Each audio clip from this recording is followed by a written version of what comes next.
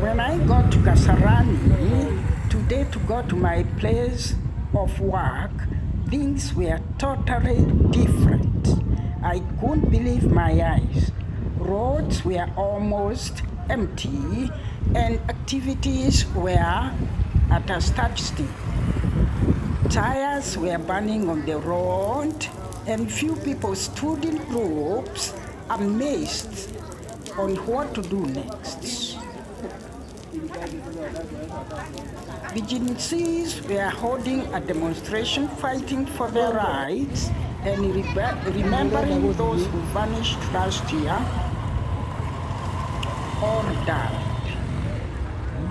You can see the roads are empty, smoke is going up, but there was beehive activity for motorbike riders.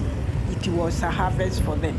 People are confused like this man. He didn't know whether to go ahead or to go back.